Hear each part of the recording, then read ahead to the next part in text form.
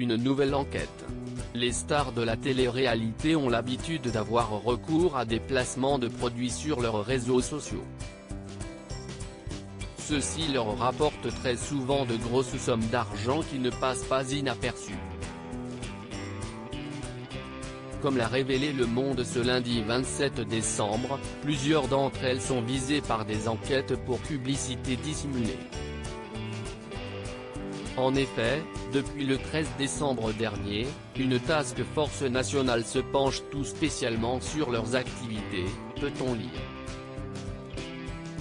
Celle-ci est composée du parquet de Paris, de l'autorité des marchés financiers, AIMF, et de la Direction générale de la concurrence, de la consommation et de la répression des fraudes, DGCCRF, qui dépend du ministère de l'économie, explique ensuite Le Monde.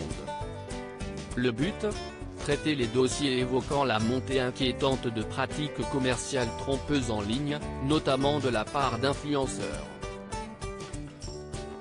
Les réseaux sociaux et les influenceurs sont le nouveau point d'entrée apparu ces dernières années, a d'abord assuré l'ANF avant d'ajouter, par ce biais, s'y un public plus jeune, de milieux plus modestes que la cible traditionnelle des arnaques au placement qui est désormais touchée, en particulier dans le domaine du trading, a-t-elle conclu. Des placements qui dérangent. Si cette enquête a vu le jour, c'est notamment à cause des promotions faites par de nombreux influenceurs.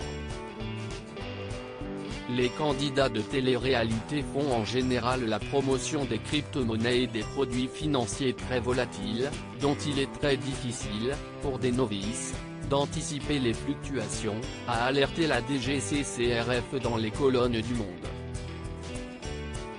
Parmi les personnalités de la télé-réalité touchées par cette enquête, il y a Jazz et Laurent Correia avec respectivement 3,9 millions et 3 millions d'abonnés sur Instagram.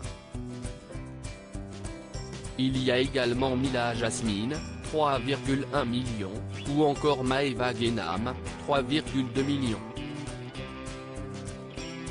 Des candidats qui sont très appréciés par les internautes. Depuis l'ouverture de cette enquête, ils ont perdu, au moins un temps, leur principale source de revenus avec le blocage de leur compte Instagram, peut-on lire.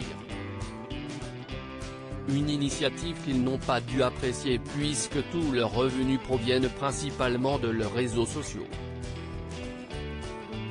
Tous sont représentés par Shona Events, dirigé par Magali Berda, qui a souhaité se défendre. Je ne valide plus aucune pub de trading depuis 2 ans et je ne touche rien sur les activités illicites de mes clients. Ils négocient directement avec les sociétés, a affirmé la femme d'affaires. Star de télé-réalité, quelle autre personne a été touchée par la même enquête ? En juillet dernier, Nabila Benatia a écopé d'une lourde amende pour pratiques commerciales trompeuses.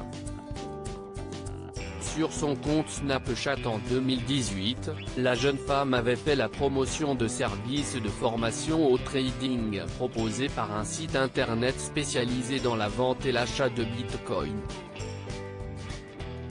Une pratique courante pour les candidats de télé-réalité sauf qu'elle avait oublié de préciser quelque chose. Sa rémunération.